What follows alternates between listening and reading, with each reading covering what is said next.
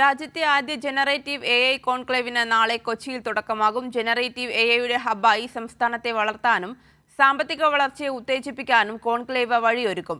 സംസ്ഥാന സർക്കാർ അന്താരാഷ്ട്ര IT കമ്പനിയായ IBMുമായി സഹകരിച്ച് സംഘടിപ്പിക്കുന്ന 2 ദിവസത്തെ കോൺക്ലേവ് മുഖ്യമന്ത്രി പിണറായി വിജയൻ ഉദ്ഘാടനം ചെയ്യും.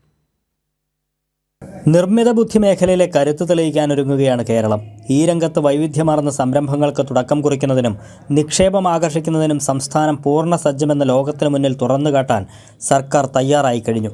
ഇതിൻ്റെ ഭാഗമായി സംസ്ഥാന സർക്കാരും IBMുമായി ചേർന്ന് കൊച്ചി ഗ്രാൻഡ് ഹയാത്ത് കൺവെൻഷൻ സെൻറ്ററിൽ 2 ദിവസങ്ങളിലായി സംഘടിപ്പിക്കുന്ന AI കോൺക്ലേവ് മുഖ്യമന്ത്രി പിണറായി വിജയൻ വ്യാഴാഴ്ച ഉദ്ഘാടനം ചെയ്യും.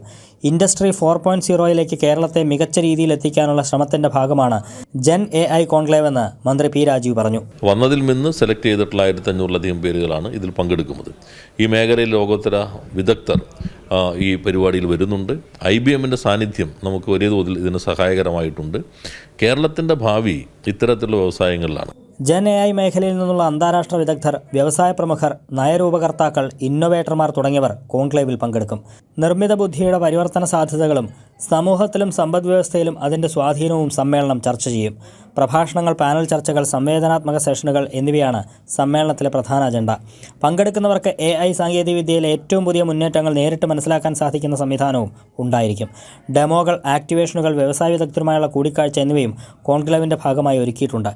വിവിധ പൊതുസേവനങ്ങൾ സുതാര്യവും കുറ്റമറ്റതും കാര്യക്ഷമവുമാക്കുന്നതിന് നൂതന സാങ്കേതികവിദ്യകളെ എങ്ങനെ പ്രയോജനപ്പെടുത്താമെന്നതിൻ്റെ പദ്ധതിരേഖയും കോൺക്ലേവിൽ രൂപപ്പെടുത്തും.